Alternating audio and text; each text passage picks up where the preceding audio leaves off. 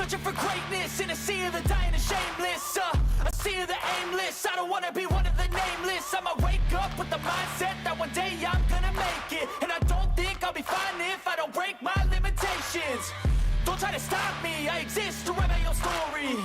I'll make a decision if I want some peace or if I want the glory. Yeah, don't want a life that is complacent or possibly boring. I just want a life that is worth every day exploring. My whole life I just wanted someone who would notice me. My whole life I just wanted to be somebody to be. Yeah, I just wanna be great. Yeah, I just wanna be great. Yeah, I just wanna be great. Yeah, yeah, I just wanna be great. Yeah, I just wanna be great. Yeah, I just wanna be great. Yeah, yeah,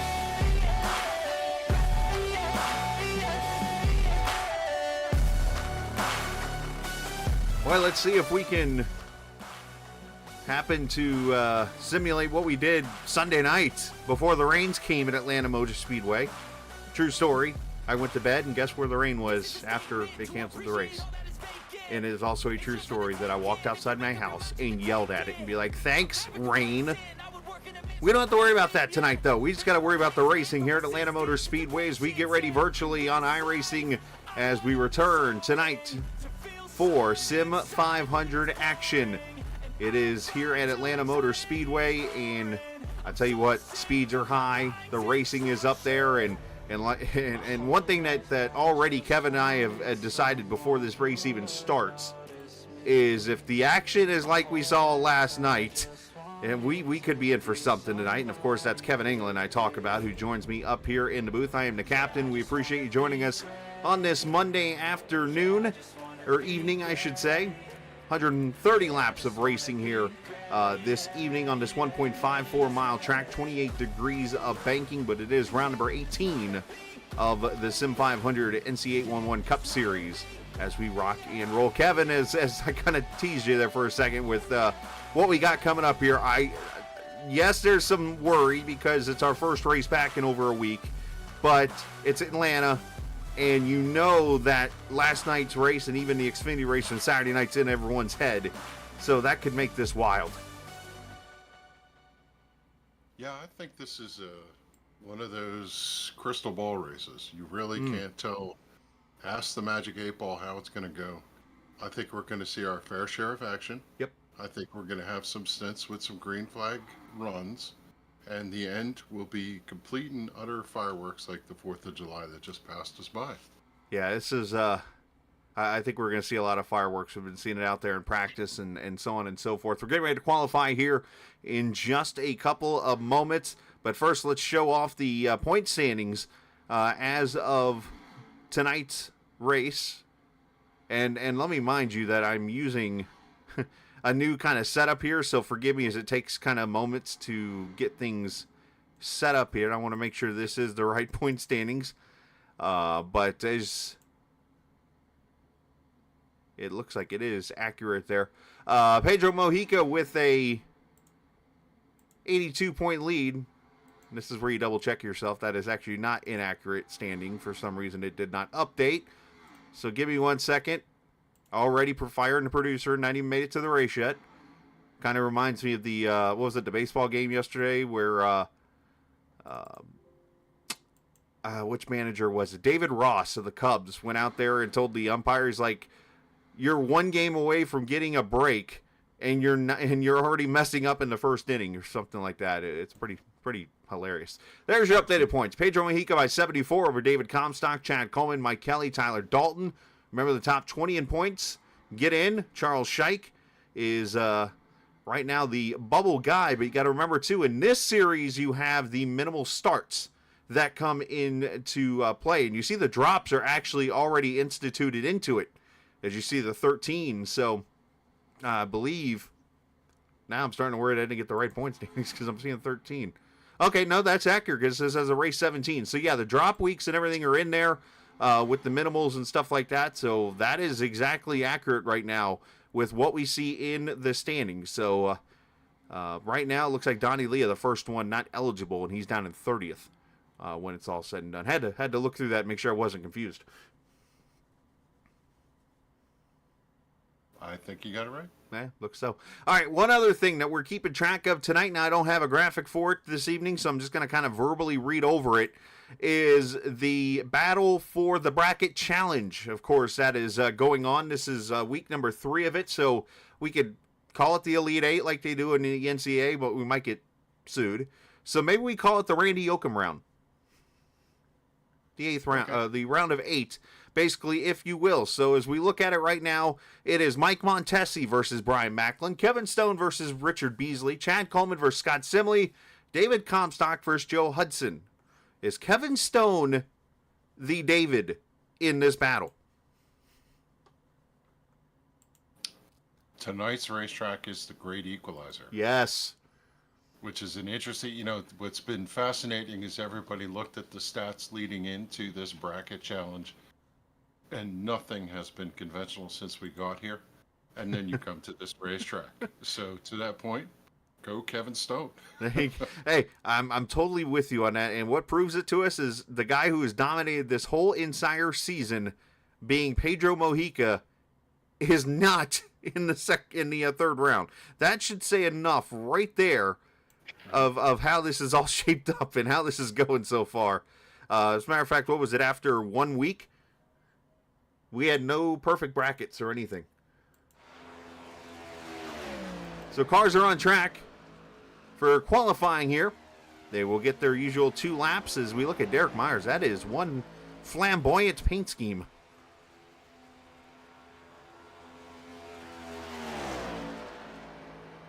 I like the colors on it. Yeah.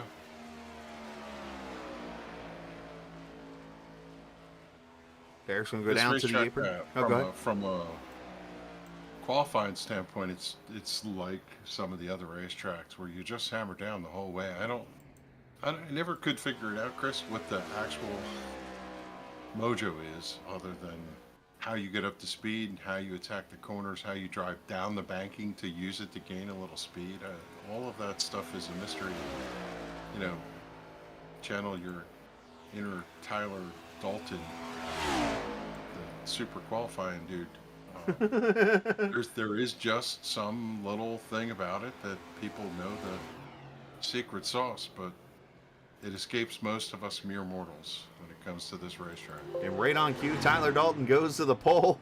As you said that, it was kind of funny, kind of ironic at the same time.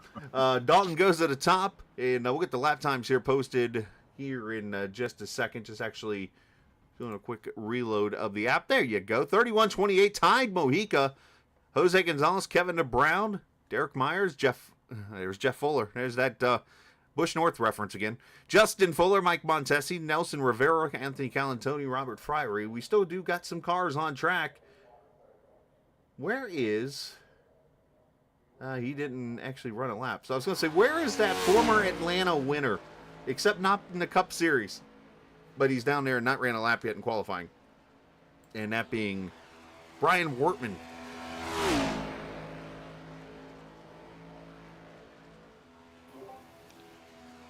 I appreciate the viewers who are watching here so far this evening as we get our wits about it. This is all right, so the best way to compare this tonight for Kevin and I is think about having that week off for vacation time and you come back for your first day of work. This is us tonight.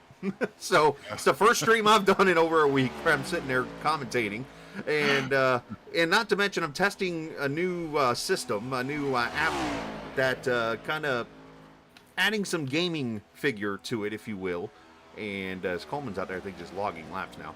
But yeah, so we're trying. I'm working on things here. So feel free to let me know in chat if our audio is lower or higher. Like I've listened to it a little bit, but that obviously does not mean I got it right.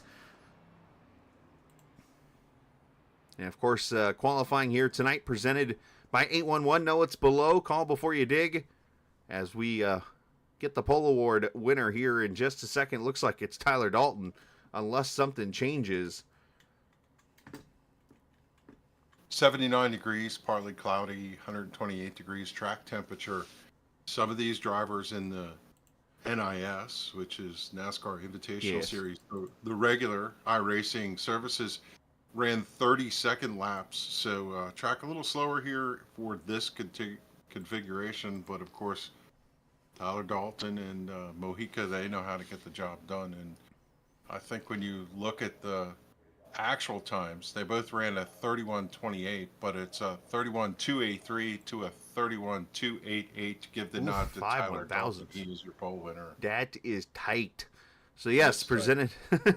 That's quicker than your. I mean, you can't click your fingers that well. Faster than 10G internet. Wow, you get your $50,000. Congratulations there. You get taxed, by the way, for that. Hey, let's let's pull up Dalton. The jinx, I don't believe it anymore. He won a race a few weeks ago. Actually, no. Let's not bring up Tyler Dalton. Let's bring up a winner previously here at Atlanta Motor Speedway, Mr. Wortman. Hello, sir. Hey. Yeah, surprise. You think I'd pull you up here, did I? Yeah, I just need to mute Joey in the chat so I can hear you. He repeats the same thing every week, and he throws a couple bombs in there. But anyways, so let's talk a little bit here. Last time you were in this race, or not in the Cup Series, but H race at Atlanta, you were sitting 7th coming off turn 4 and found yourself in victory lane. Yep. So what do we do to do that again? I'm hoping we can do it again.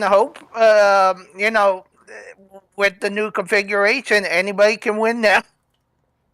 So what's it going to take? Obviously, survival a little bit. How much influence do you think that the Saturday and Sunday races we just watched are going to influence these guys tonight to get a little wild?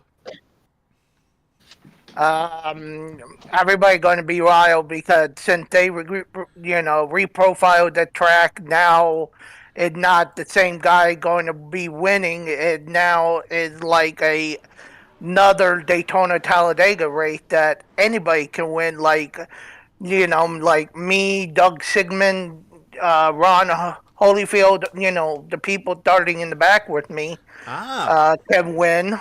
Anybody can win now. So you're saying the faster pastor could win tonight too? Mm-hmm.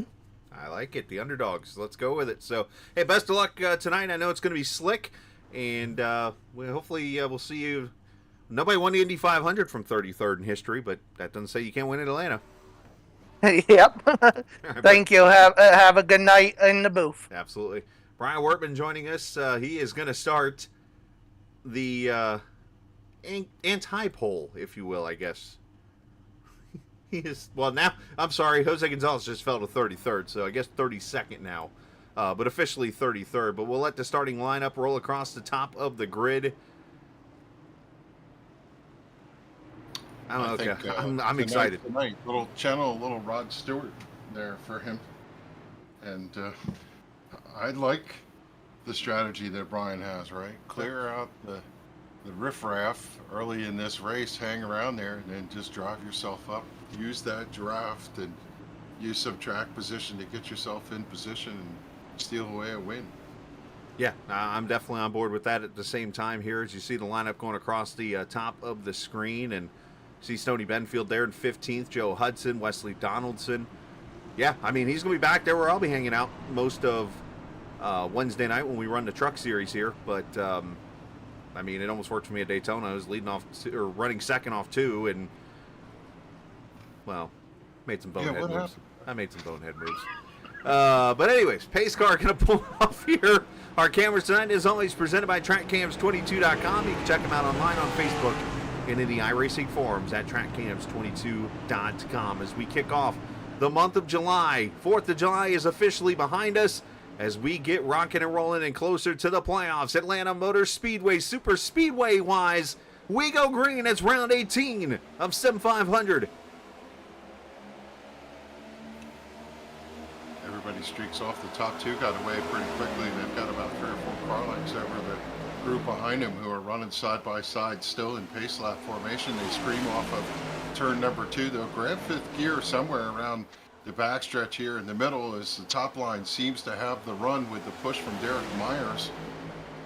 Myers pushing. See what he can do down there on the bottom is Tyler Dalton, hoping the 42 will give him a little shove. But right now, outside lane has the advantage, and it's going to be Pedro leading lap number 1. Kind of not surprised by that, to see that outside line make the move to the lead here, as you saw a lot of cars boarding and going straight to the back. I think one of them was Jatina. Ron Holyfield was another one. I believe some of those cars going backwards to get out of the way, and I think you're going to see a little bit of a spread out pack here for a little bit. And what I mean by that is you're not going to see the full 30 cars or whatever in this pack. You're going to see a pack of about 10, then you're going to see another pack of about 8, another pack of about 6, as they kind of give each other plenty of space here.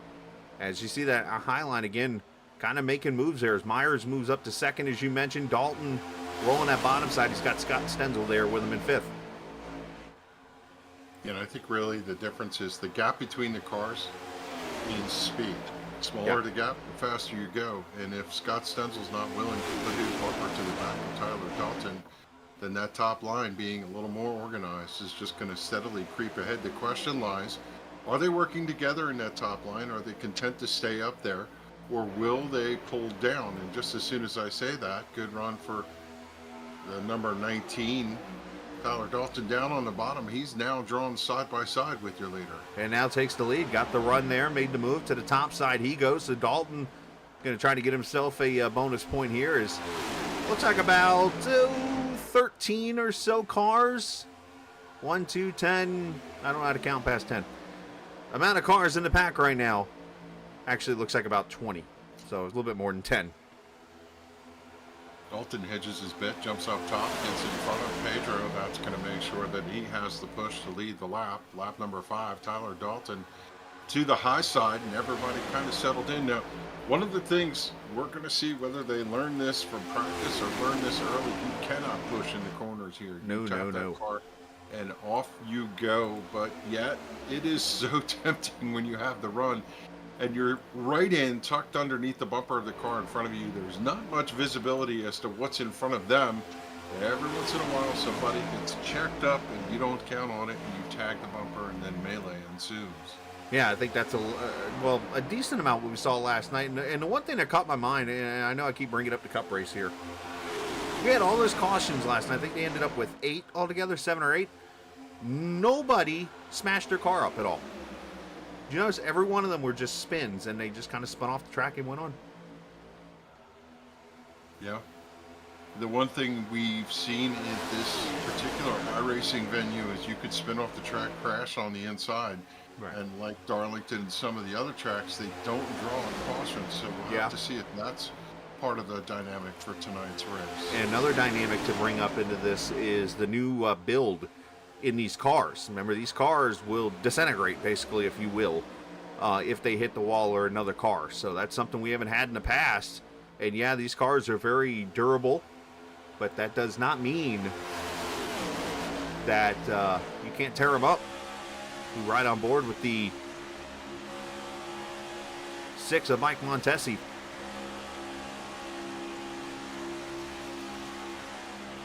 Now look at that view where he's tucked in behind the car, and you just really can't see everybody in front of you. The further you get back in the conga line, the harder it is to see what goes on. We're watching it from the roof, but when you're in the driver's view, looking from the cockpit, all you really see is the top of the roof of the car in front of you over the spoiler. You can't tell what's going on out in front of them. You're basically riding in trust, but everybody's connected together, and when somebody makes a misstep, it tends to take a lot of cars. So we'll see whether or not the proverbial big one will rear its head here, as we've cracked off 9 laps of 130 pretty quickly. And I have to say, Chris, happy to see quite a bit of decorum here. These guys are behaving. They're leaving themselves a lot of space. There's not a lot of switching back and forth from lines. They're just kind of getting themselves a sense. I don't think tire wear is going to be any part of the story here tonight, although you do tend to wear the left side tires a little more and the car doesn't handle, but there's so much grip at this point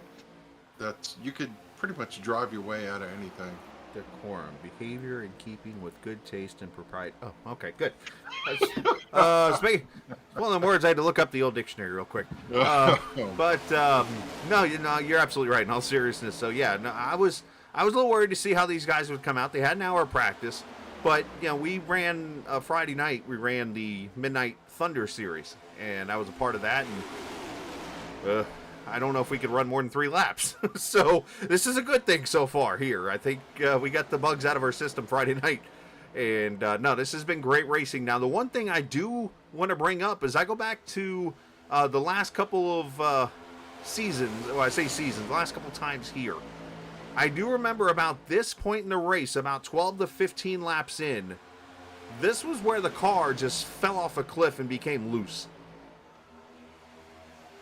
Yeah, I think they've taken that out of this build. A lot of Which is times good. when you came off, especially on the bottom of turn 4, the car would just step out. I didn't sense any of that in the recent races that I've run here, so I think that's a little bit better. One of the things that you do see, though, is cars move around, they buffet in the wind, and every once in a while you'll see a car wiggle, get a little jiggy with it going down the backstretch. You know, the drivers just need to kind of be up on the wheel all the time in this track, and there's a little fatigue that goes on here. You know, when you look at the pattern, you see gaps. Right. You see a 3-4 car length gap, then a 1 car length, 1 car length, then a 2-3-4 length. You know, that little break that you see sometimes are drivers taking a break. They ease out a little bit, they slide back, they collect their thoughts, and then they pick up that draft and drive right back up. Every once in a while, if they're really tedious to follow so close, you can slack off someone. What's interesting is 3 wide up front. Sorry to interrupt you. Kevin Brown just put it in the middle. Yeah. And that kind of killed the outside momentum. And so it begins. Kevin DeBrown doing Kevin DeBrown things as he goes up the middle there, sends Scott Stendhal topside. And that definitely ruffled the feathers a little bit here of this pack. Continue, I'm sorry. Yeah, and you just look and say, okay, well, who are the interlopers in this type of scenario? Kevin DeBrown. Right. And guess who else? Eric Arnold. 5th place, Josh Parker. He's right in that mix now, has driven his way through.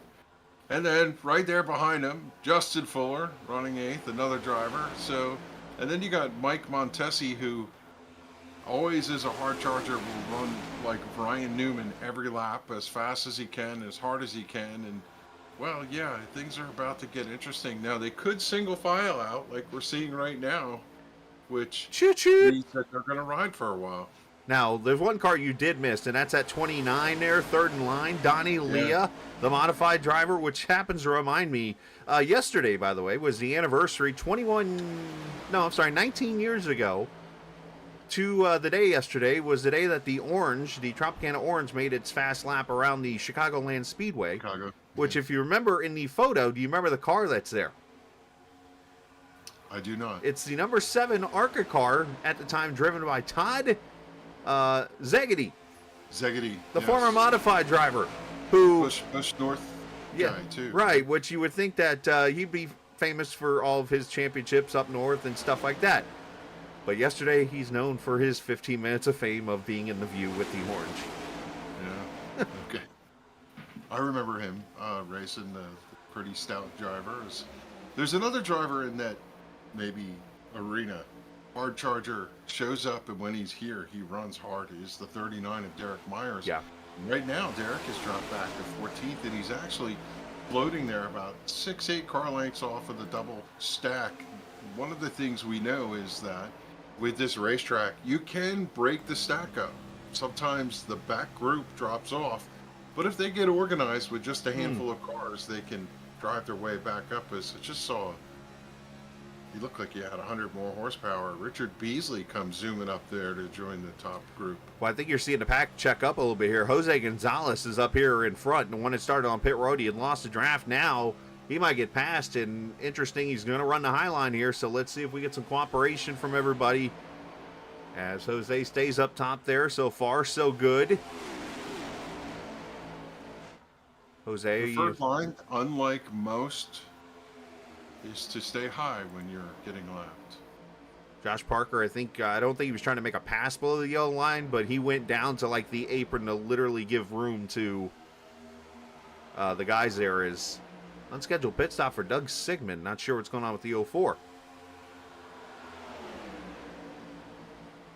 Talked about spoilers in this race. Look at the 75. Stony Benfield running in 12th right now and making an attack right outside of Robert Friery. In the 77, they got the 54 of Jimmy Coleman riding right there outside of the top 10. So this type of racetrack, it plays into the favor of a lot of different drivers in their racing style. And some drivers just thrive. Oh, as Stoney contact- and Friery get together there. Friery's in the inside wall. Yep, we were on board at Stoney when that happened.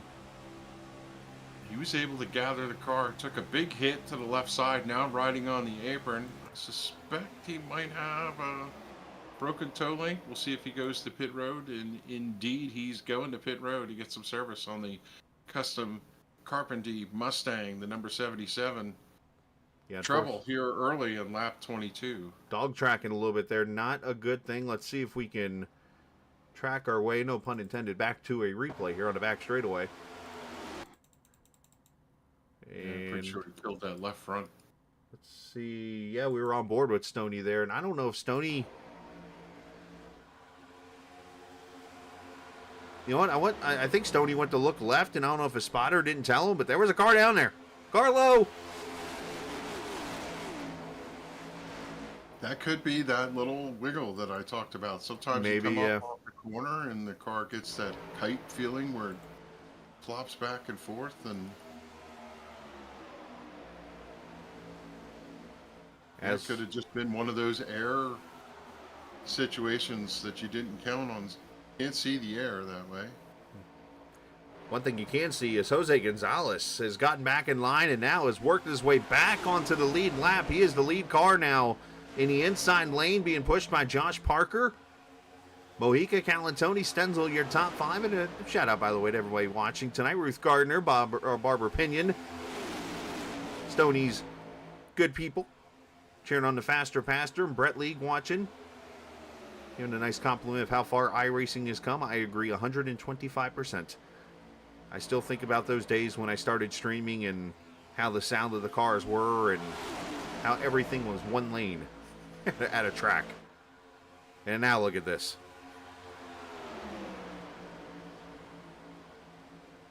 You mentioned early that a couple drivers Ooh. decided to 21 car in the wall. Sorry, got up a little too high. Continue. take it to the back, so to speak, and just hang out there. Let's call and say that I see Joe Hudson back there, Ron Hollifield, Joey Jatina, as you said. New paint scheme for Joey this week. Chesterton on the car. Randy Yoakum having a quiet race back there. These are the guys that they'd put their money down on the table. Something's going to happen, and they aren't going to be a part of that. Scott Simley back there. Not surprised. That's actually a pretty sharp looking Mobil 1 car, I must say, on that 12. He's riding back there, and ahead of these four, you actually have... Oh, we got cars in the wall. Donnie Leah, Scott Stenzel, and around goes somebody hard into the wall. It's Stoney Bedfield who gets T-boned. Bedfield, I'm big sorry, kid. it's Derek Myers. Sorry, I got the cars mixed up. Yep. And there's the caution. I looked up and I saw some... Oh, the pace car T-bones, Derek. Thankfully, it's invisible. Yeah, something happened with Scott Stenzel. He just made a beeline left. I don't know if he got into the back of the 29 right there at start finish. They both went to the wall, and Stenzel's car just made a hard left. That's just a tough angle right there. That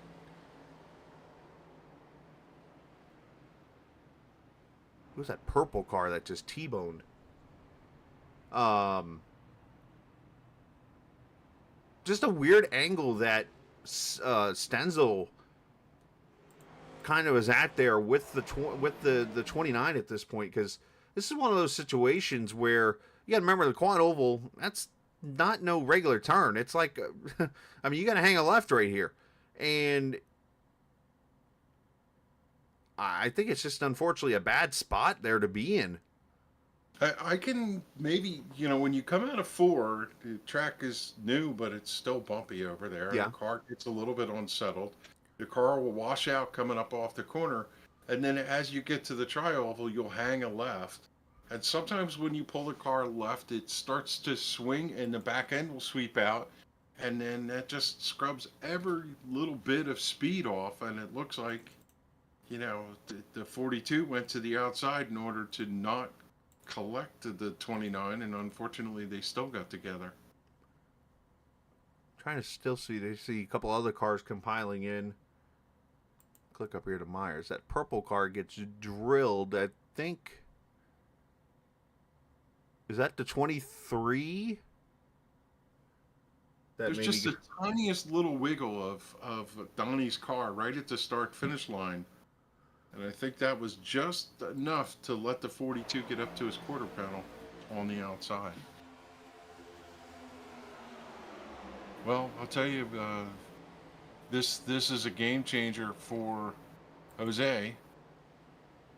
That's going to help him for sure. Yeah, he'll get on the lead lap. So yeah, Charles Van Schaik got some damage. Campbell, and then Tyler Dalton got in the back of Campbell. So wonder how much damage the Polster has. So we'll have to see. Yeah, Tyler just couldn't get it wound up. Sometimes you can downshift and step on the brakes, see if you could slow the car down. But unfortunately, when you're carrying that much speed at this racetrack, you just have no choice but to slide in there. And we did have pit stops here, so let's cover these here. This just happened a second ago. Is Kevin Brown going to bring all the leaders down pit road? Now, we are going to have a little strategy. We're going to have a little strategy coming here. And I'm going to point him out. With the exception of Jose, he's the only one that did not go to pit road. Well, he'll probably pit this time around with the lucky dog. Right, or because with, he's a lap car. Yeah. So Wesley Donaldson here goes 2 tires, I think. He spent 8 seconds on pit road, either that or fuel only. He is actually going to win this race off pit road and be the leader of this race. So the WBD diecast, I believe it is, on that car. Going to lead this race. And then, of course, the usual group of Kevin DeBrown, Josh Parker, Bohica, Coleman, Calantoni. Yeah, I don't believe he took any tires. Most drivers would probably take left so you can get the left side changed by the time they fill the fuel. And as we were talking about earlier, the way that this car is set up to run these high banks, it does wear the left sides. But I'm pretty sure he did not take any tires on that 91. All right, coming up. Like a radio station, WDB.com. As we come off turn number 4, pace car, gonna pull off. And let's see how that strategy works for Wesley. Got to watch out for wheel spin here. And he gets a pretty good smooth start. Of course, in this league, you do got to go in the restart zone, the Geico restart zone, as these cars climb up to speed. Most tracks you start in second. Occasionally, you'll have the opportunity to start in first. This is one of those tracks that if you're brave enough, you can crank the thing from first and get a bit of a jump, as we saw Justin Fuller on the high side go underneath Anthony Calantoni to take over a position. Let me ask this question to you as a driver. Is it the risk-reward of starting in first gear worth it? At this point in the race, let me ask that. I don't think so. But the problem is, if you leave that gap in front of you, then someone has the opportunity to move up and close. And so some of these guys, they just won't tolerate that. Like, I can see the point at, like, lap 120, if there's a restart with 10 to go. Okay, yeah, maybe try it, especially if you're comfortable with it. But otherwise, it's because most of the time when you do that first gear start, you're shifting almost immediately back to second. Yeah, I agree with you. Yeah, as Kevin drops but it. When it works, it's a thing of beauty. Oh, absolutely. Drivers will practice it and know it, and if that's an advantage, they're going to take it. And you almost can't go full throttle either with it. You got to go like almost punch the throttle shift. Yeah, you're shifting as you're depressing the throttle, which is you're also stepping on the clutch or pushing the button for the clutch. So. Who shifts with the clutch? clutch? Think back to David Comstock in the 13 was running back off of that lead group when that incident happened. Now he's kind of sitting there right behind them all. But longevity standpoint, that was a play that he had that already has paid some dividends. Patience will get you a lot of places here. You see Josh Parker abort ship. He gets out of the pack. It was like, ooga. Abandoned ship. He dropped right away. I don't know if he liked what he did see out of his rearview mirror there or right side. Who knows? But of course, you see over on the right side of the screen, we do got the young man Judah posted up there, of course, with the Psalms 91:16, a photo that we were handed as we honored him back in May, of course, and it's our continued thoughts and prayers for Judah and the family. And just want to obviously let everyone know that we're still thinking about him. And as I said throughout the season, we're going to keep them posted up there on that screen as we race and remember the real things of life that can affect us.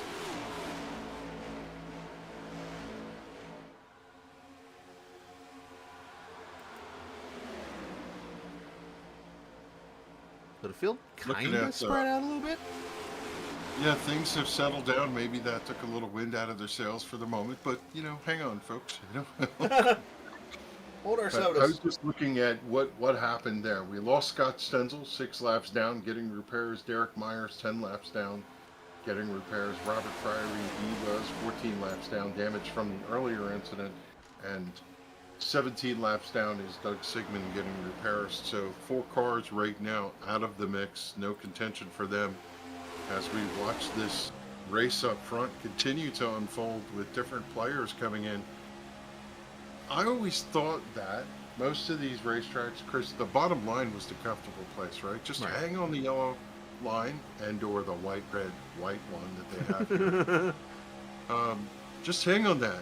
But it seems like the faster way around is the top here sometimes, especially with the draft. Well, and the reason is when you look at, I'm watching Beasley here, so we're on board with him here. I think the reason being is the angle of the corners coming off here. Because obviously you scrub speed as you go into the corner from the bottom right here where Beasley goes in and when you come off. A good thought, I didn't even think about this till somebody brought it up when we were doing our chat with Front Stretch last night. We were all kind of talking about the race. You go back to the 2018 All-Star race. That was the race where they first brought out the 550 package. And you remember it was a lot of draft like this, but the outside line was the predominant line in the pack. And that's because, again, you don't turn the wheel as much. You're not scrubbing as much speed, and you're carrying the momentum off. That's where I think this comes into play, especially at a track like this. Yeah, a little bit of a fuel discrepancy, but I don't think that's really going to come too much into play here tonight. So, oh, the Beasley fan club making an appearance here. Haven't seen those guys in a couple of weeks. who won Friday night? Richard Beasley. Beasley. He did. Got the job done. The guy's a super speedway ace. Yes, he I don't is. know. Yes, he is.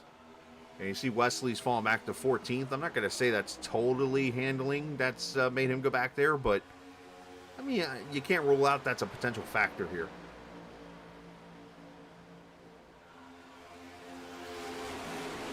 One of the things I know is that it's difficult to pass here. Yes. I was making this comment to a driver who was lamenting this place. The car in front of you, virtual or not, is made of steel. And you can't drive through it. It's a solid object. If you want to put yourself in the middle, you could do it. But I tell you, that is a tough road to hoe when you're going down there. You really have to sit forward, drive, and hope that the drivers next to you can trust. Otherwise, you're pretty much going to ride in line. We saw what happens if you go to the outside with the Donnie Leah incident.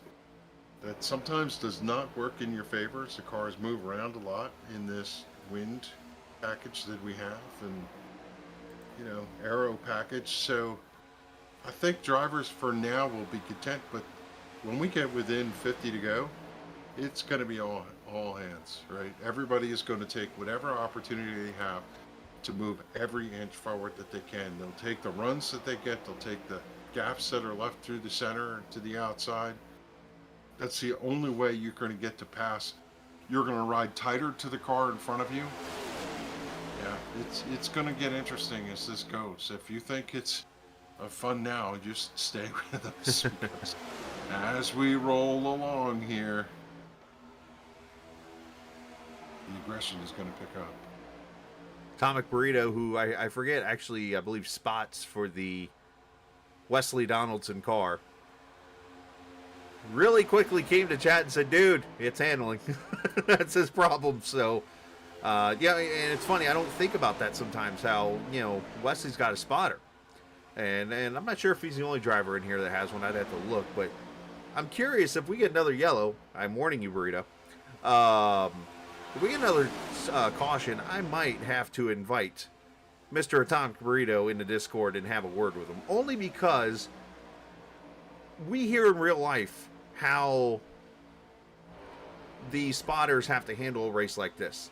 So I'm curious to hear somebody... Oh, Coleman gets loose on the bottom there as he was going for the lead.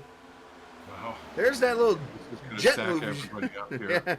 Yeah, wow. I'm curious to know, like, how he feels pressure-wise doing a race like this, knowing that he's got kind of his eyes on the field and telling Wesley, hey, the 54 about just junked it in turn 3 or turn 1, you know, and that kind of thing. So if he's interested in doing that, he invites it. Tap coming up out of something to do with that. Got a little help. Yeah. But he's now back to the back bumper of the one who served that Justin Fuller. tap. Sent him a little... What comes around goes around. Hopefully Fuller's on there telling him, oops, sorry. And we'll move along. Which I'm sure Fuller didn't mean something like that. I know Fuller, he's one that likes to help. He's not one that's going to sit there and try to wreck somebody. I mean, I know you go back to the win he had a couple weeks ago, his first words are, hey, I did not mean to, like, send it in there on somebody. And that kind of thing. So, obviously Fuller, I think, had all intent of helping out there. You know, you have to recognize also that Richard Beasley was kind enough to see that car down on the apron and have a cool approach to it to let him roll back up into the pavement, give him the spot, and carry on. They'll race again another day. Sometimes you see drivers try to take advantage of that, and then you get to turn 4, you're down there on the apron. If you're Jimmy Coleman, how do I navigate this? How does this work? So, As you watch Joey Jettina on board him, you see the big run he gets there top side as we're 50 laps down. Here, I was watching Daniel Falkingham recently in a eNASCAR race, pretending I was spotting for him. And what's funny is I was in his stream and you could hear his spotter telling him things. We were doing different things. I don't know if I was better or worse. Imagine that. To your point, trying to do it and practice, it's nerve-wracking. And Right. the funny thing about it is, from an iRacing standpoint, you can go in and ride above the car or take different views. You don't necessarily standing over the front stretch like the real world guys. So you have a different perspective of things. Well, and one thing... It's not an easy task. No, it's not. And one thing I'll point out, too, they actually don't have the camera here. As I'm looking through it real quick, I'm going through my section of cameras. So normally, I'll use the track cams for Gourmet. I actually spot for somebody over in a open league series as Ferrari getting out of the way here, as letting the leaders go by. And I will actually, on an oval track, will use the spotter stand as my kind of watching. And I do more of the crew chiefing for the guy that I do the spotting, but I still will let him know, hey, FYI, you're faster than this guy, or hey, this guy's got a run coming behind you, da-da-da-da-da. Where I guess the best look would be, I'm trying to see if I can find maybe this look here, which is... Quick note is that they're going underneath Stenzel, who's a slower car here, and it gets a little tight over there in turn 4 on exit, and try to see if they can get this clean. Yeah, see Coleman giving some room there with Beasley. I think it's just kind of a, hey, we're not trying to advance our position, but we're going to give room here. Kind of a cool call. A couple of them went to the apron in order to give even more room down on the bottom for somebody to escape. Hey, real quick, let's step away. As you're watching Sim500 here at the Atlanta Motor Speedway, it is the 811 Cup Series on the Captain Esports Network. If recent storms have caused damage to your property, contact 811 before you begin your cleanup. Buried utilities around uprooted trees can make a bad situation worse if those lines are not located before digging. Electric, natural gas, and internet lines are everywhere. And knowing where they are is the safest way to start any digging project. Call North Carolina 811 by dialing 811 or by using single address ticket on NC811.org or the NC811 app. He's still down on the apron. Going to pit road.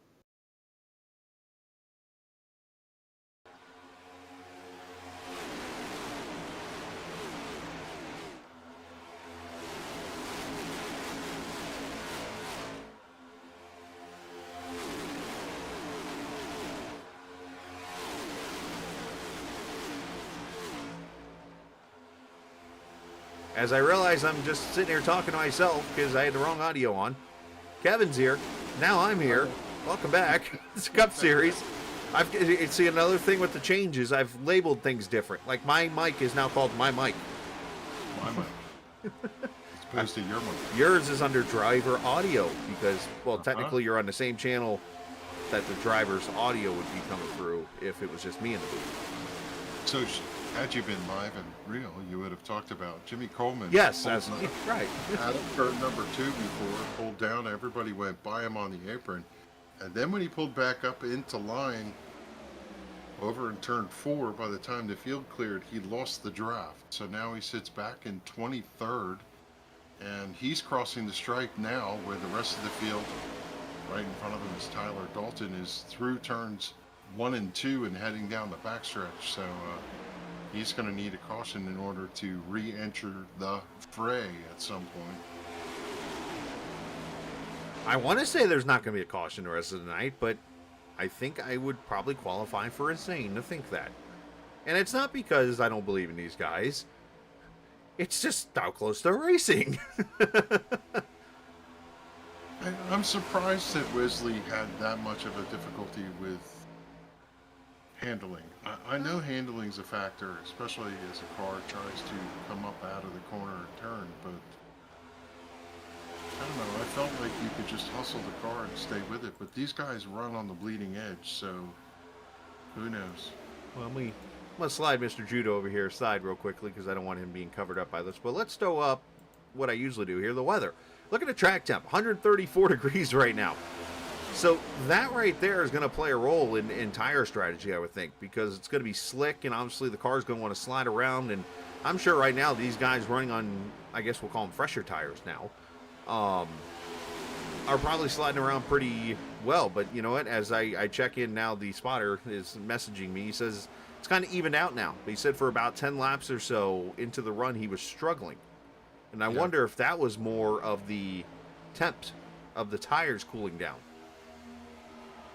That would make sense if the car was a little greasy to begin with and everybody else was stuck like a slot car for a while, you would be at a disadvantage, but to that point it would even out. So Eric Arnold right there in 7th right now in the bottom lane, following the 21 Ed Burrell paint scheme that Fuller is running in tribute to the driver we lost. Good to see that paint scheme back in play. And we have not mentioned Mike Kelly's name all night tonight. He's a quiet one. This enters something that we've not talked about. Teammates. The 22 and the 2 hooked up together. Can they make something happen? Well, I think later in the race, especially if they get Simley up there with them, there'd be the 3 of them working together. I think that's entirely a possibility. And speaking of that, I mean, not to throw any kind of shade at it, but let's look at the 2 cars behind Mr. Kelly. There's Joey DeTina, and then there's the 6 of Mike Montesi. I don't know if they want this being said in public, but I'm going to go throw it out there. Those 2 right now are not getting along, and I'm talking about the 2 Mikes. And I doubt you'll see those 2 working together. So let's go ahead and put that out there and make that aware. So I think that's a valid point, though, on your part, Kevin. I mean, because one thing I'm seeing is Justin Fuller is not afraid to be aggressive. Kelly's working the bottom. But another thing that has to be brought up is that guy sitting in 3rd right now. Calantoni might be the most underrated super speedway guy in this series. And I say that because he will sit there and pull out a top 2 or 3 and be there at the end of this race.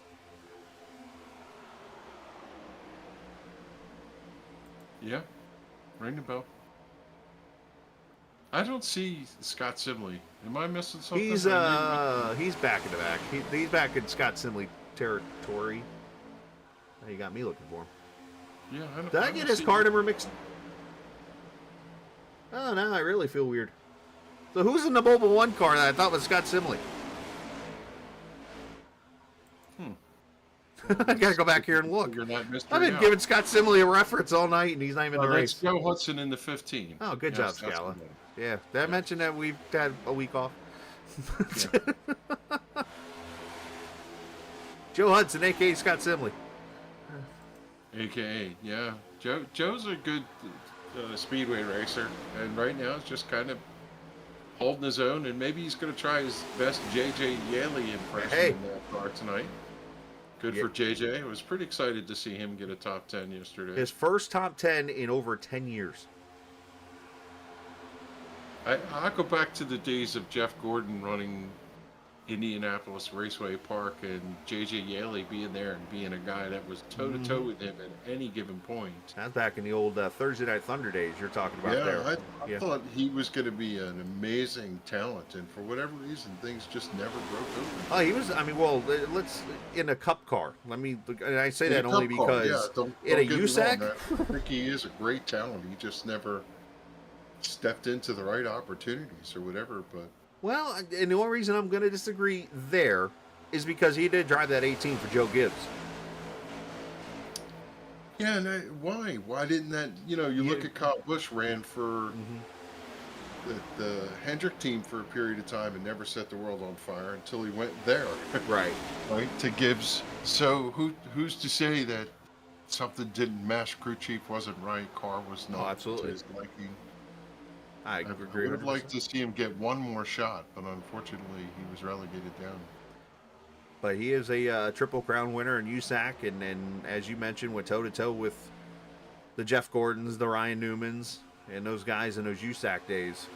And you got to remember, that was the time period where Gordon and as Montesi gets up there in the outside wall, Gordon and Newman, those guys all drove for one specific owner. I forget the owner's name off the top of my head. But basically, Gordon drove for the guy.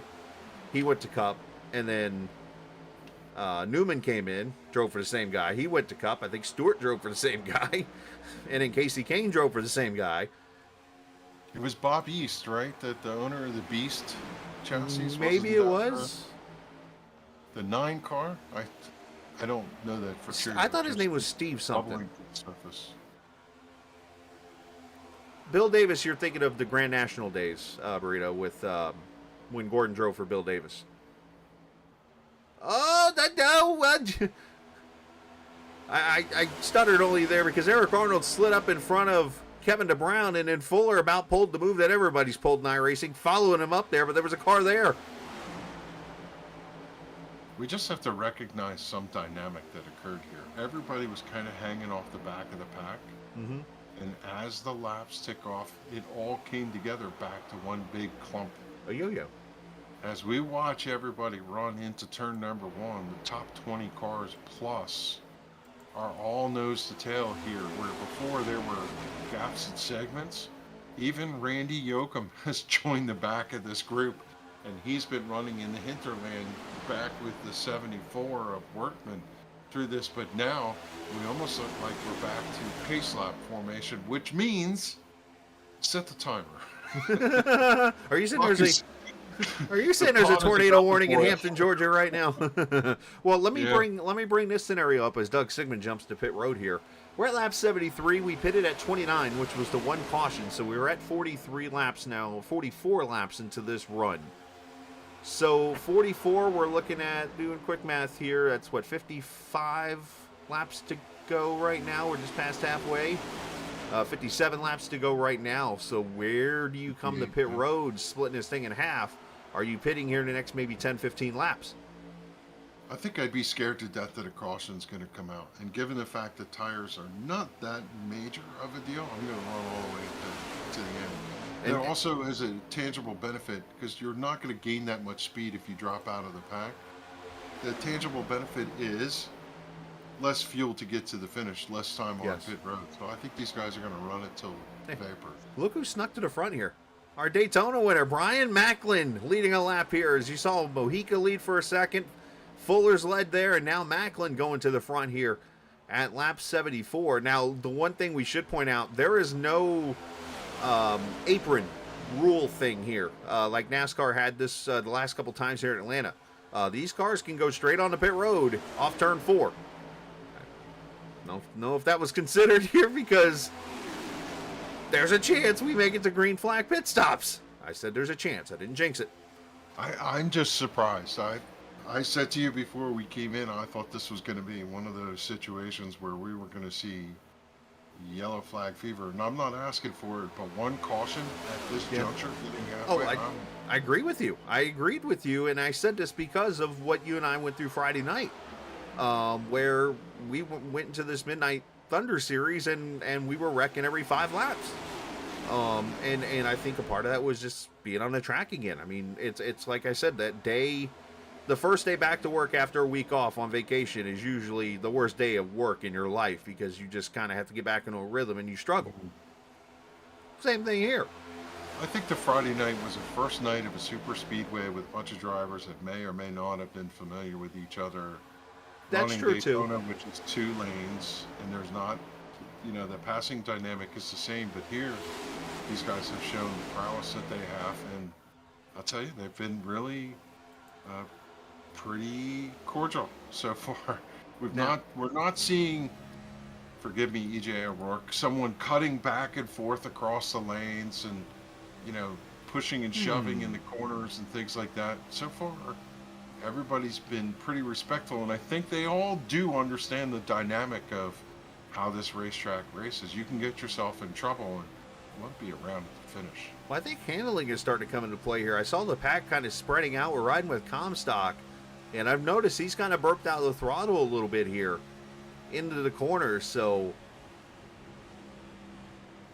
Well, that tight to the bumper dynamic that we talked about earlier tonight, that comes into play here when everybody runs right on top of each other. So they need to be really careful. If somebody slips a little bit, you're going to have to anticipate being on the brake, and the car behind you hopefully is paying attention. As I saw the 22 of Nelson Rivera slip, to give that example, out of turn number 2, and everybody kind of get checked up, and now the field has a little gap there in the middle where he came out of it, and everybody behind him had to kind of take their foot off the gas. As soon as you lift here, Chris, it's going to be 10 car lengths. oh, easily. And that's just the way the throttle is in these cars, just how the reaction time is and that kind of thing. The interesting thing, though, and it's so tempting, like the apple in the Adam and Eve story, as soon as that gap opens up and you get reorganized, the power that you come back to the field is astonishing. The draft that you get, you run right up on the group in front of you, and if there happens to be a hole, you can kamikaze right into it and parlay that into some sort of run. So it'll be interesting to see as they get reorganized here. They're 3 wide over in turn 3 almost, with the 44 of Glenn Campbell to the outside, kind of easing back to prevent that from being true. And Campbell was involved in that caution just a little bit ago too, so good to see him bounce back. But you mentioned, it looks like I'm counting 21 cars in this lead pack. Yeah. Wesley Donaldson hanging out there in 22nd, and I'm pretty sure it's a spotter saying, just hang on there, cowboy.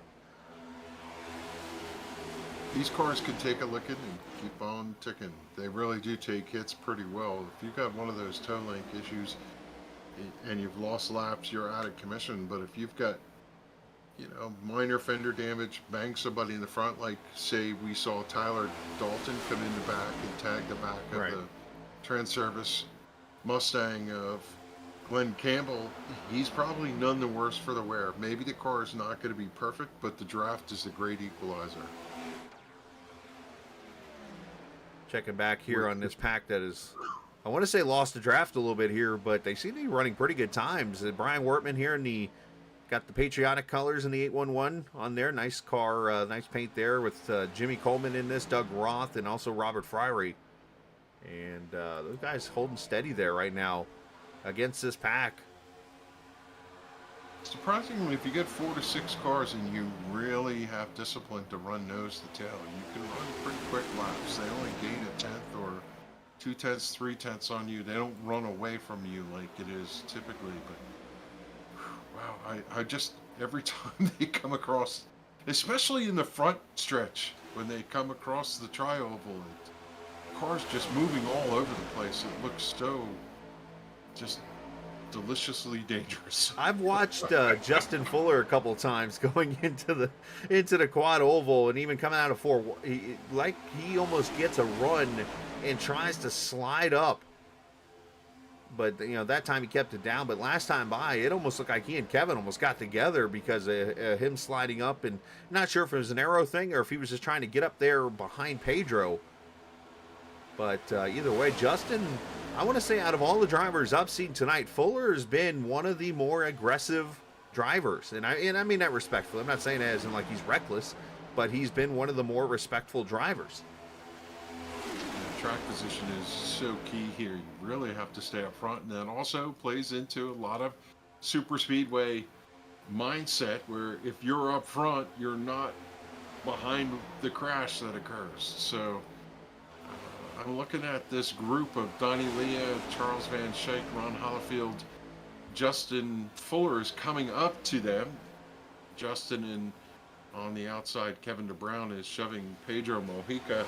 There's 3 cars in front of them, and well, we'll see if that presents a challenge as they get to him in the next lap or so. And it could, and that's something we have to look out for. And something else to look out for, Jose Gonzalez pitted at lap 66. We should mention that 22 laps ago. Jose is the 3rd car on the outside line now. He's a lap down again. Oh, by the way. So he's trying to work his way back to the lead lap a 2nd time the hard way. So we'll see, though, how this pack works together, because one car can be simple to pass because usually that car can pick a lane. Now you got to get 3 cars to pick a lane together. That's like playing the old matching game that's on TV. Hey, what would your partner prefer, steak or chicken? And you have to write it down on a clipboard and see if you get it right. Chicken. Tastes like chicken? No, it's steak. Come on. No mushrooms and onions. No mistake of it. No. I'm not like a steak sauce. Oh, just don't make it a hockey puck. In on this group, they probably sniff a little draft off of those 3 cars in front of them. And of course, the 3 cars want to see if they can stay in front of the pack, end up leading this group, but chances are they're going to get passed by. Then they're going to want to blend in so they'd be the first one. Ooh. Fuller's car looks evil.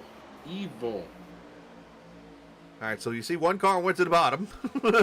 So, like I said, this is a guessing game. The other 2 are going to go to the top. They're 3 wide. Oh, contact almost. Holyfield got up the track. Fuller had to get out of it. Well, and the interesting thing is they blend into the front of the group.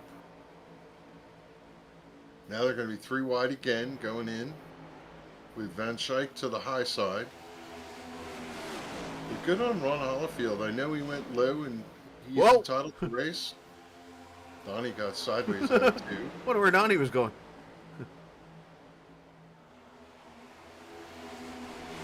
Yeah, certainly the winner of that was Jose Gonzalez. Like 3rd in the stack there. That's a hard thing to do, and Ron did a masterful job as they blended in of just sliding his way in there, picking up whatever draft he could, and holding steady.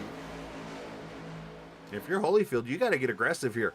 Because Jose, obviously, yeah, you're the lucky dog right now, but obviously others could get up there and battle you for it. Jose right now is on the tail end of the lead lap, and Pedro's kind of got himself in a lap car sandwich. No pun intended to Jose's car. But this is spread the field out. Jose just doesn't want to see this. That's the way his season has gone all year. Here comes Justin with a run.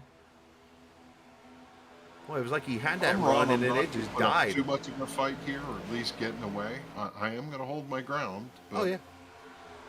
Nobody's going to help him, so he's going to have to fend for himself. Unless it's a benefit to work with Ron. Another name we have not said all night, popping into the battle right here. Old Chad Coleman. Bad The Coleman. Georgia boy running sixth right now. The Iron Man looking to... Yeah, that was one of those where did he come from, because he's just been quietly running mid-pack all night, not making any moves, making any noise. But as the laps tick down, we know that track position is going to be important. So the pit window is open. Speaking of track position, pit window is open. And we are coming up on 94 laps right now.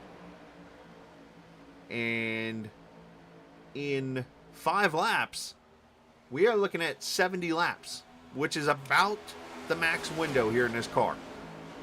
So pit stops are, dare I say, about to happen, as Wesley Donaldson's on pit road right now.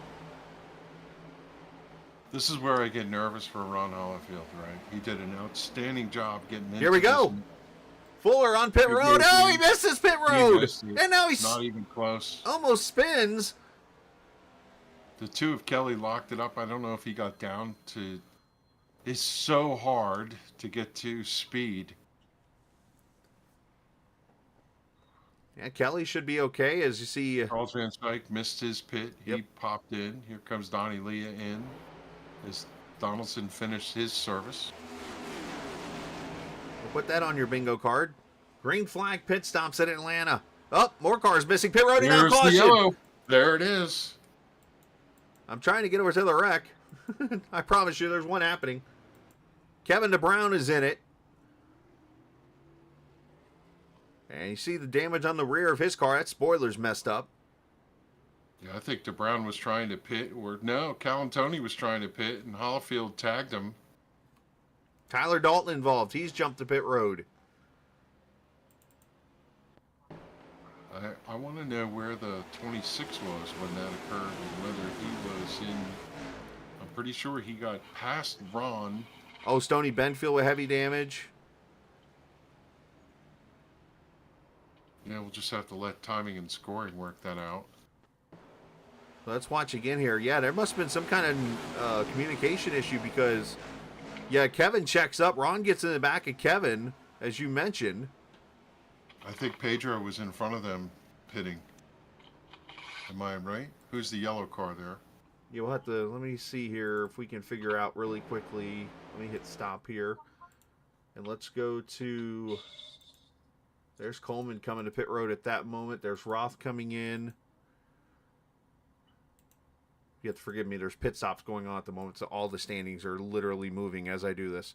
Jose is actually in front up there. Yeah, I'm pretty So sure. he's gonna be on the tail end of the lead lap. He was the first one Yep. to. Add Joe Hudson to the damage list. And so you can understand why NASCAR took the step to Yeah. put that entryway in turn 3 for this exact scenario. It just one of those things that. Who was it that tagged Kevin? Was it Pedro or Jose? Holyfield. Holyfield got in the back of Kevin, who... No, I mean after the 93 slid up. The Oh, race Tyler track. Dalton. Okay. Well, the big winner in this is Pedro. He got a clean pit stop, and then the yellow came out. He didn't lose a lap. Well, I have to believe. the question you have to ask is, did Pedro get to pit road before it opened? Or before it closed? Yeah, I'm pretty sure he was there. So let's... Stop Although, button did he here. come back for service later? I'm not sure. Well, I noticed he's back in 16th here, so let's... Yeah, he pitted again. Okay. He did. Because there's the wreck. Lights are still green. That would be where he had to be. See if we can get you a different... Oh, right. Ooh, this is close. Right there. So where's the yellow? There's the lights, and he's before the cone. So my guess is he and Calantoni probably did not get to an open pit.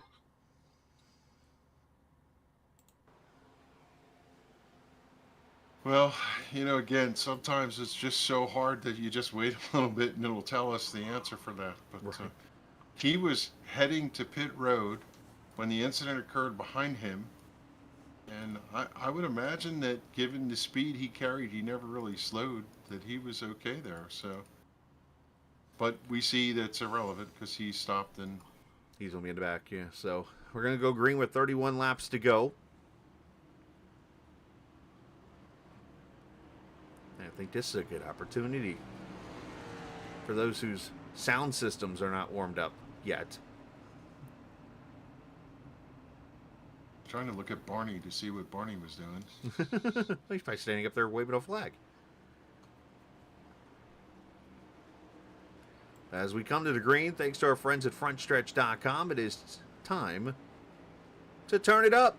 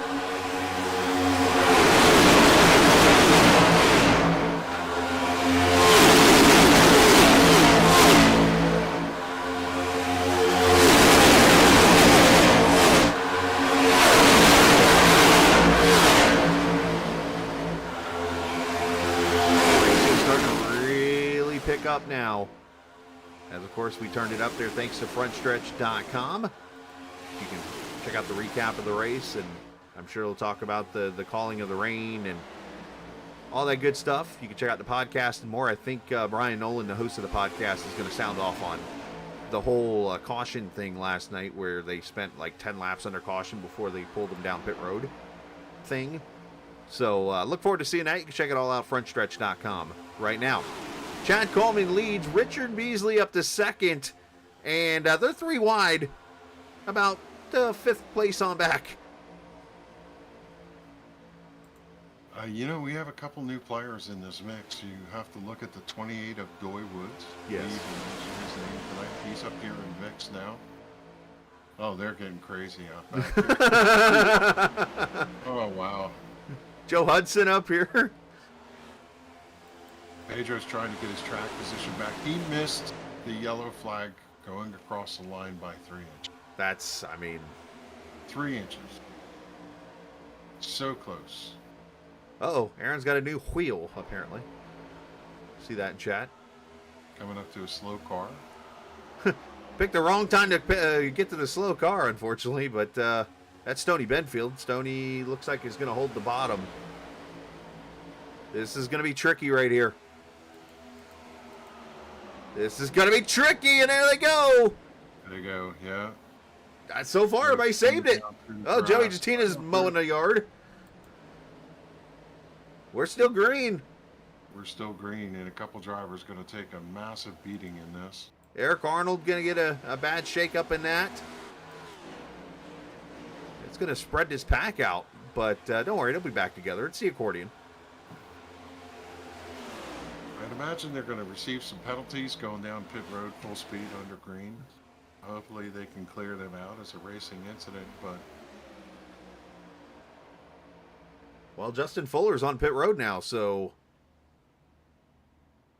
Well, you know what? He might have a meatball because he got the wall, actually, I think. Yeah. Unfortunate deal there for Yeah, one of the drivers right up front side all night. pancake against the wall. It is possible that he had damage there. So this has split up this race. Now we got 9 drivers up here in this front pack, and there's about a 2-second gap back to Anthony Calantoni. As you see, Mohican, those guys got to run now, so Calantoni will probably join this pack here as they try to catch their way back up. Doug Roth in this pack here with Rivera. Oh! Johnny Lee's got the nose chopped off. Incident over there. Yeah, Doug Roth, he was riding in the back earlier. Yeah. Still kind of riding in the back, but his car is clean, so... Jose Gonzalez has picked up Charles Van Schaik, Stenzel, and the 77 as they try to catch the pack in front of them. Roth is up against the barrier in turn 1 on entry, scraping the right side of the 43. See, now to try to counter the second pack, the front pack has gone single file. They're going to try to get away. Needs to get back. They need to get organized here. Well, I think Pedro's got the perfect person pushing.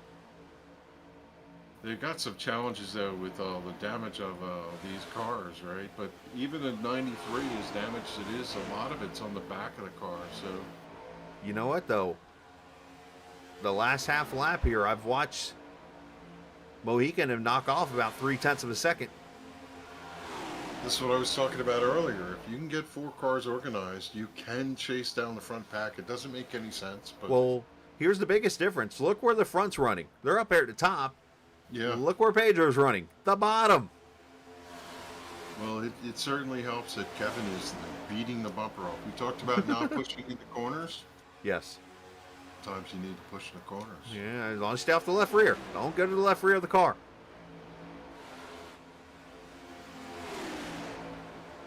But I guess if there's anybody you could probably push the left rear on and get away with it, it's Pedro. Pedro, yeah.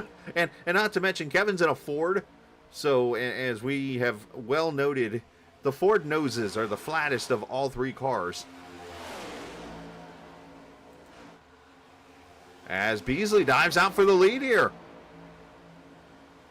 That will bring these guys back to them. When they start running double file over there, Macklin's up high, and that's going to create some drag in the group. You can almost watch how much they close. Yeah, I wonder if it's one of those things where they're like, all right, look, they're going to catch us. Just race. But also, what's the perfect way to counter a run from a pack behind you? Get double file. Because then at that point, they can't, where are they going to go 3 wide around you? Yes. I mean, any unlikely, but I'm just, you know. No, you know, it's one of those situations where you're in the pack, you're running second, maybe you see an opportunity to slide over, and you're not going to pass it up. Track position as these laps tick off. I mean, look at it. We're 15 to go. Oh, what a save by Macklin! Oh, wow. Hey, Tyler, Tyler Reddick 2.0 right there on that save. That was nice, and even before that, just then, before Macklin was going for the lead, I was about to say Beasley had a save right here off turn 4 last lap. That gave that run on the outside. Pedro's caught them. The question is, what can he do with this monumental run he has? He's going to try to split the middle. Not very good, right? Comes into turn 1. Wow, big wiggle by Anthony Colantoni. He's going to get 2 cars there, cheaper. Now the outside lane is open. He's going to be able to charge. He's still got to run. Draw along the 44 of Glenn Campbell. Tuck in underneath Super Speedway ace 30 of Brian Macklin. Unfortunately, Doy got a little wiggle up in front of them. This top line, though, is going to come. I can see it building up off of turn 2. Yeah, you see Doy Woods, as mentioned. He's got Macklin there pushing him. I want to go back again here. I started to show it there. Watch this whole lap right here. So Beasley's going to get loose off turn 4. Right here. And here comes Macklin with this run. Coleman's trying to get Beasley back going, get his momentum rolling. Then they're going to turn one here, and Parker's going to get to the back of the 30. And then this save right here. Yo! Yeah. Crazy. Look who's stuck to fourth. Here comes Montesi. Glenn Campbell's coming into the picture now. Joe Hudson. Remember the underdogs that Wortman mentioned? Yeah, I want to know where Kevin Stone is. Yeah. Kevin. Yeah, he's currently running 17th right now off that group. Oh, 3 wide back with Parker and Kevin to Brown. Okay, remember I said it was going to happen? Here it is. Here's that take no quarter, get every inch you can. Everybody's going to run side by side, pushing, shoving, wobbling. I'm trying to think what other adjectives you were going to come with there. Or verb, I guess that would be in this case. As Montesi gets shuffled out. And you have to wonder if teammates play any role whatsoever in the complexion of this race. But look what happens here is the super speedway guy is out front. Richard Beasley out front again. Incredible how he is able to do that. Chad Coleman snuck up into this picture. David Comstock as they come up on Fuller. Fuller takes the top side there and lets the field go by. I really believe that Beasley was trapped on a desert island somewhere and got 3 wishes, and one of them he said is, I want to I ever enter going forward, because he's just somehow always in that mix. Stoney Benfield gives plenty of room here to the bottom. Oh, and Joe Hudson just smacked the outside wall and almost wrecked. That's one of those, the car just kept going and going and going, and eventually you find the wall. They have a huge run to the outside here. Macklin literally pushing that Mobile 1 forward. And now there goes Calantoni into the wall. So I think they're finding their limits real quickly here. 8 laps to go. Tell you can't count them out. Mike Kelly running 12th right now in the 2 car. He's got the draft. And he's one of those guys, I don't know if his car is damaged, but he's one of those guys that can weave his way through and become a factor with a handful of laps left. Even though he looks like he's out. Well, look who's right there with him. He's got his teammate there, Nelson Rivera. You've been mentioned. Oh, and then the wall goes Hudson off Macklin. Everybody straight so far. Oh, wow. And we stay green. They were paying patty cake out in the back there. Kevin DeBrown got slapped. Tyler Dalton down on the bottom. Try to get your replay here in a second of that, but we stay green. Macklin gonna get some help from Fuller, it looks like, to get back up to the pack. Let's see if we can. Beasley is mining his P's and Q's out front. He's got Chad Coleman sitting right there with the 13 behind him. And the question is, when do these two step out? They want to be friends, they want to cover, they want to protect, but they know at some point that if they want to win this race, they're going to have to abandon the cause. Macklin was to the outside of Kelly, or of Hudson there. It looked like Hudson just kind of come up a little bit and they made contact together. I don't know if it was just a miscommunication or Brian was trying to make the pass or what the deal was there. Just unfortunate. 5 to go. They must have thought they shed Pedro, and then somehow he just drove back up in here, and they're looking and saying, how did he do that? They had to know from the scoring pylon that Pedro so far is behind. Pedro is that dog that you have that, like, I think in a Seinfeld episode with the barking dog, and Kramer takes it all the way to like Rochester, New York, or whatever, and like the next morning the dog is back at the door. Yeah. As Beasley comes to the top side here, going to try to take the lead here. 4 to go. Hey, that storm you were talking about? There it is. Here it comes. Here's your sign. I tell you, there had to be a time when these guys were going to step out and try and say, okay, it's my turn. My turn to try and win this. And if I see Pedro back there, and he's able to hook up to my back bumper, I'm going to take that. Now, does Jim Beam have some sort of play there for Chad Coleman? I'm curious to see who's going to make the aggressive move here. I thought maybe Pedro there for a second. Oh. Yeah, and look at Josh Parker has driven his way back in there. He's got Cal and Tony right there behind him. Doy Woods. We talked about the aggressive drivers in the series. All three of them at some point would check that box in different scenarios, and they're all right there contending for the win. And who do you think wins? It could be anybody in this top group. 2 laps to go. Can they make it back to the white flag?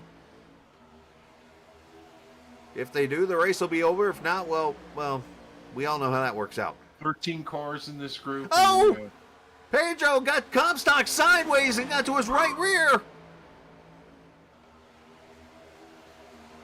Oh, Coleman gets in the back of Beasley. yeah. They're going to make it back. White flag, final lap. Wow, where does this go? There's a lap car up ahead, oh, by the way. Yeah.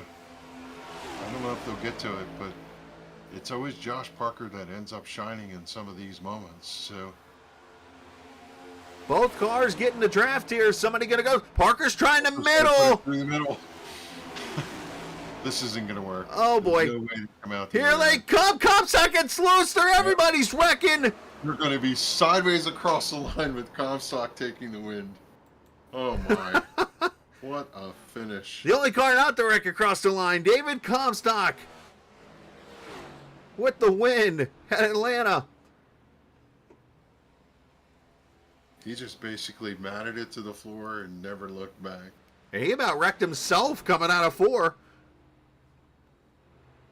Pedro goes across the line backwards. Macklin backwards. Chad Coleman dropped to 7th in that finish. Campbell snuck underneath for 8th.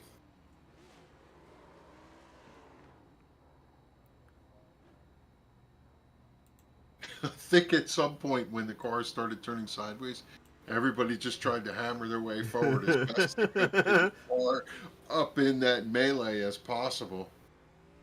And for David Comstock, he is now the 3rd 3-time winner on the season, tying Josh Parker and Pedro Mojica for wins this season. So well done on David's part. I'm looking at the scoring. I think Cal and Tony snuck around the outside to get second. I think I noticed that too, and I was like, we'll have to go back and show the replay here in a second. 10 was right behind them. He was straight. 58 went across the line backwards. So I think it's 13, 84, 10, 58, 81, 38. For those playing the lottery. Oh no, maybe the 44 for the 38. 44, 38, 30. Oh, by the way, this is the second, if you want to call this a super speedway win for Comstock. Won at Talladega. Remember the money race? So David knows how to get across the line first on these super speedways all of a sudden. Yeah, I don't know what when he replays this race as to where it goes. We were watching everybody run in line, and at some point, he was the driver that jumped up. Remember? Yes. And that, I think, is what made the win. It was back on lap 126. He jumped out of line, went to the high side when he saw Pedro coming. Pedro gave him a couple taps, pushed him around Richard Beasley, and then he was able to claim that bottom line, and that was the difference between melee and coming away clean for the win tonight. Well, I honestly thought Comstock's race was done when Pedro got in the back of him on the back straightaway there at 2 to go, because that allowed Pedro to get to his right rear, and it basically, Comstock had no help. I mean, he had Beasley all the way about 2 cars back. You know what I think actually was the move that helps Comstock here is Parker going to the middle, because it kills the run of Mojica. Right here, Parker's going to try to stuff it. Right. Mojica and just slowed his momentum down. All right, so this must be 2 to go right here. Or is it? Just No, I'm tag sorry. This is the white slow flag. him down, and the 13 was able to drive away. Yeah, right there. That slows Mojica down.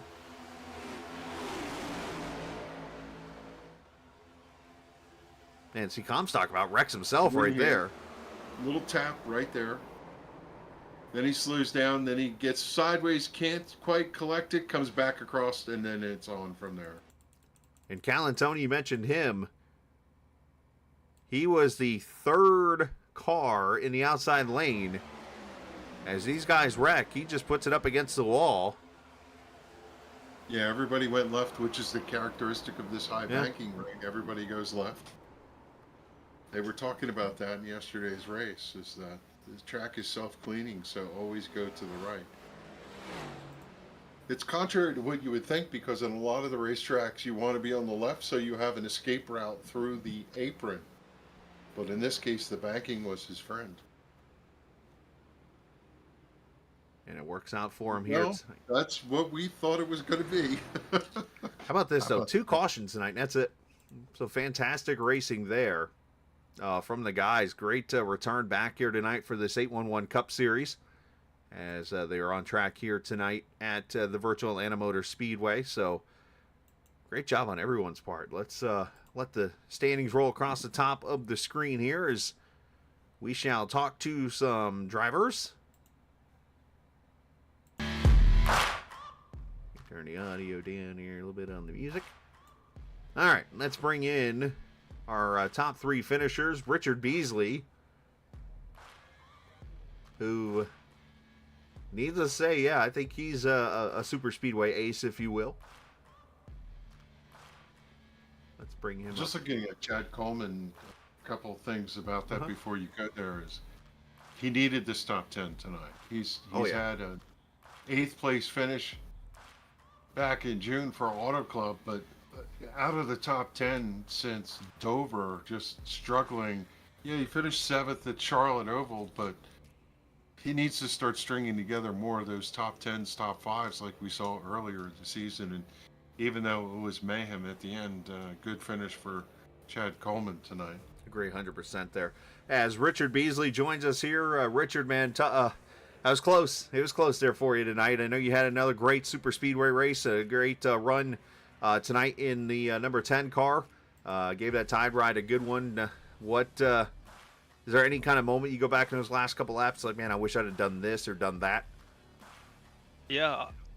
I mean, I'll be honest, I didn't realize we were coming to the white flag there. I was so focused on trying to hold my line and not, mess up for Chad to push me. And we ended up I got loose getting into 1 there with 2 to go. And then that just really screwed up the run for the next lap. Yeah, it seemed like these cars got kind of loose there, especially at the end. I watched David looked like about wrecked himself coming off turn 4 there before you guys provided the action there at the end. But still, to be able to get up here and run a track like Atlanta and only have 2 cautions, we ran Friday night and we had mayhem for an hour, we'll call it. And then we come back tonight, and it's like, all right, we could have another race like Friday night because it's everybody's first race back, kind of vacation mode, stuff like that, and we have 2 cautions. Yeah, I mean, it really says a lot about the group of guys you have over here on Monday nights. It's a great group of guys, fast guys. It's a solid group. That we can put on a show like that and only have a couple cautions. It speaks for itself. Well, obviously a fantastic time for you tonight, and obviously a finish that was much needed for you. Yeah, I'll take it. Top 3, I'll take that anywhere. Well, great job tonight, and send some shout outs wherever you like to. Yeah, I want to thank Tim's Corner Motorsports. He's always on my quarter panel here. You guys up in the booth here doing a great job. Everybody over here at Sim500, 811 Call Before You Dig. Thank those guys, for sponsoring us. And congrats to David on the win and all the guys down there in team name. Chad, Josh Parker, Kevin DeBrown, Pedro, Donnie Leah, all those guys. Well, great job, man. Congratulations on the top 3, and we shall see you Wednesday night, maybe. Sounds good. Yep, I'll be there. Thank you. All right, there's the win for Richard Wednesday. Great job by him, and all jokes aside, he did a great job tonight. So I'm sure he's gonna be happy with that. Move him down to team name, and let's get you all set up there. As you get to talk to, as I mentioned earlier, that underrated Super Speedway guy, Mr. Calantoni, and he finished second tonight, and we'll let you talk to him, Kev. Yeah, so Anthony, you're just settling in, absorbing what happened there. And could you make heads or tails of what happened there? Come off turn four. I bet you could replay it in slow motion. All I saw, Kevin, was I saw cars get tangled, and I went as far right as I could without hitting the wall, and by the grace of God, I finished P2. Yeah, coming to that final corner down there, you must have seen Josh Parker go stick his nose in where it wasn't going to fit, so to speak. But you had to know something was coming there. Did you have a sense of that, or were you just matted and trying to get to the finish line? Oh, absolutely. I knew something was coming, and I was just hoping that they were going to take the leader out too, so that I could just scoot on by. But yeah, you always expect that kind of stuff on the last lap there of these super speedway tracks, and sometimes you just gotta hope for the best.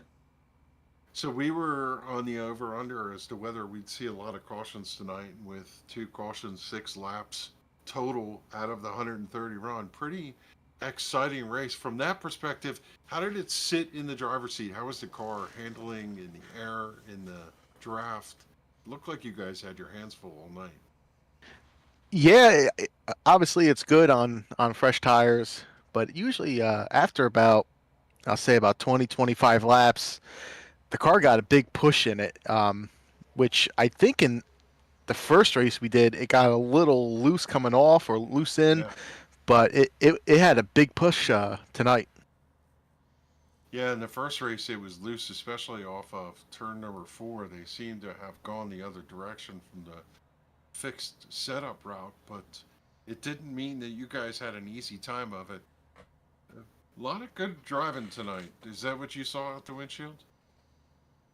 Yeah, I stayed up front. Luckily, most of the event, and it was pretty. It wasn't too crazy. It was some big moves there, but yeah, I mean, from what I saw from where I was, it was good driving.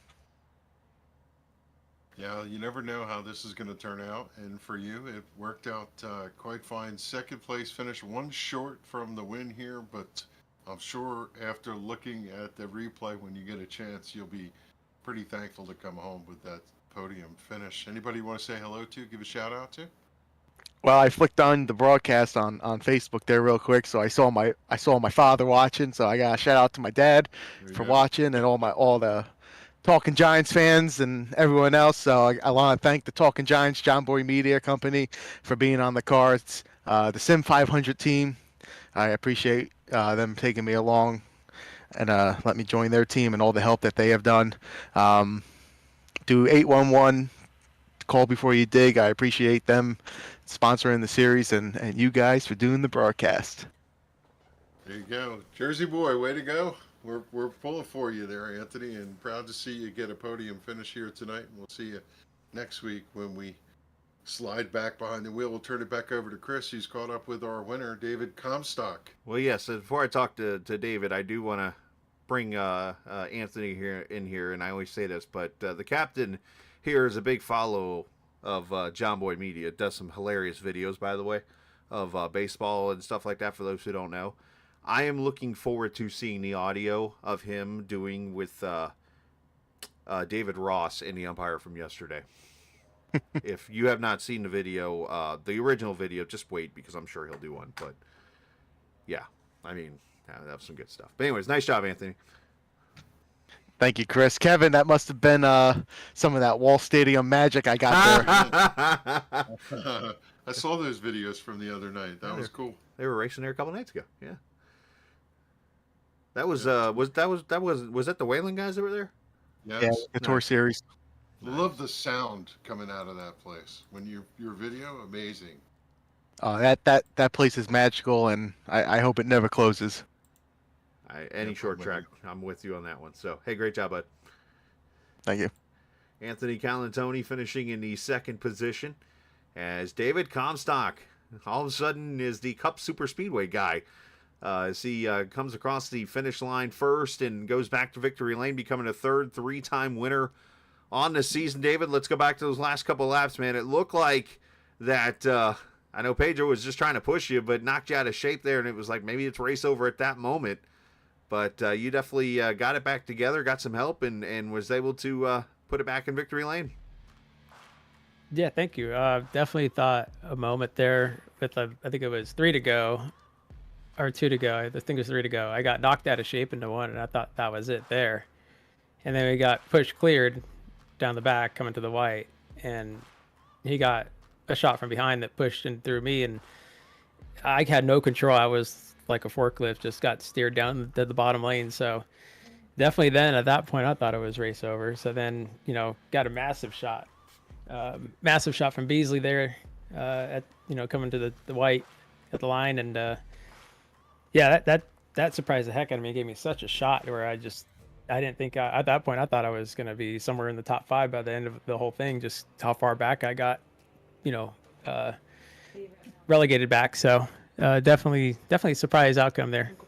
I got to ask the obvious question here. Be honest with me. Did you about yeet yourself there off turn 4 coming to the line? Sorry, say that again? Did you about spin yourself out coming to the line? No. Oh, okay. It looked like you got loose coming off 4, and I'm like, oh. But what, no. block? No, yeah, but that whole last lap deal. Once we were side by side back to the with Pedro there, it was we all stalled out, and so I was just like a fender behind him going into 3, and so I didn't want to, you can still kind of side draft on the left side of the car. It's not as drastic on the right side, but I waited till the latter part of the straightaway to get right up on his door to try to get as much momentum as I could, because I knew that he should most likely would have had a run off the corner off of 4. And then they all got 3 wide behind me, and I was looking at my mirror, and I just didn't want anybody on my right rear come off the corner. So I kept it super low until I heard clear, and I went to go up to the very top lane where Pedro was, because he was the very first car, probably had the most momentum. And as soon as I went up to go cover him, then they all wrecked behind me. So that was just it was all just trying to just get away from the air and try to make it all work in my advantage at the end. I also want to ask, did Josh Parker got to the inside of Pedro there, or at least got to his quarter panel, and obviously it looked like that killed that outside line too. Yeah, it did. Yeah, it loosened him up. I went back and watched the replay on that. It was surprising that he was able to loosen him up and moving up the track enough to where he was able to get in the middle, which, yeah, they definitely stalled all 3 of them out behind me. And so I just kept it low. Like I said, I just wanted to get away from anybody that was possibly near my right rear, because the side draft force is pretty strong on that right rear particularly. So I just wanted to make sure that, I just kept it low, kept it away from the air from getting side drafted toward the end, because that would have definitely been game over. Well, it worked out for you, man. Congratulations, and send some shouts to whoever you like to. Yeah, appreciate Sim500, all the admins for putting on the series. Shame this isn't a money race. Talked to Joey. He said he was going to work on it, and he didn't do a good job than this one. No, but the dog's mad too. Appreciate NC811.org for sponsoring our series on Monday nights here. Thanks to you guys for broadcasting. Everybody at Team Name, all my teammates there, we all it was a heck of a brawl between all of us. So glad we all finished, right about where we were at coming to the checkered there, and glad that one of us was able to put it in victory lane. So shout out to all my teammates, the Team Name, and especially Beasley for the fantastic push at the end there. He's a super speedway king for a reason. And appreciate you guys for broadcasting, and Monster Energy. Great job there by David. Congratulations on the win. And yep, he's now the 3rd 3-time winner in the season. We'll see if he can break the ice next week when we go racing on Monday night this is me stalling to get the schedule up really quickly. Yeah, tell me. I don't know either. Yeah. I usually have it up, but I didn't get a chance to put graphics. New Hampshire. I don't know if we get back. New Hampshire. This is the point in the season where we join back up with the real world. Yes. So New Hampshire, Pocono, Richmond, Michigan, and the Indianapolis Oval. So there you go. New Hampshire next week. Some lobster. I like lobster. I like lobster. So great job, man. Thanks. All right. That is David Comstock, the winner tonight here at the Atlanta Motor Speedway. Congratulations to him on his second straight super speedway win, if we call it that. So that was fun, Kev. I'm happy that I agreed with you on something which will make me say we were both wrong about. We were wrong. We were worried about it, and we were wrong. Didn't happen. We thought this was going to be a rather challenging, complicated race, and yet 2 cautions for 6 laps. That made it pretty special. Now, part of that too, and let's throw this out there too. You go back to the last couple of races, Nashville, the week before that, they weren't the smoothest of races. So, I mean, it could easily be unexpected tonight. But you know what? These guys did their thing tonight. I'm happy for them. I'm proud of them.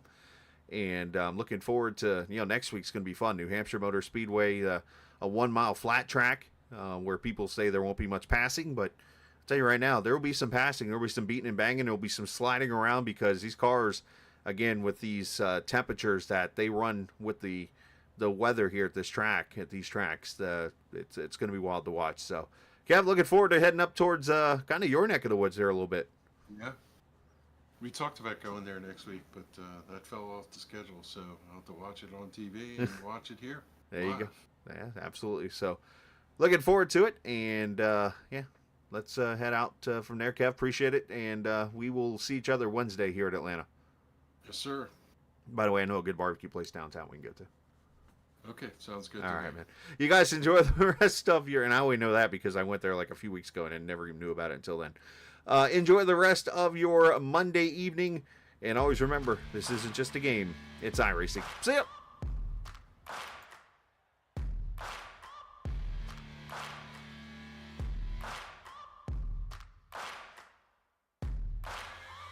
Searching for greatness in a sea of the dying and shameless.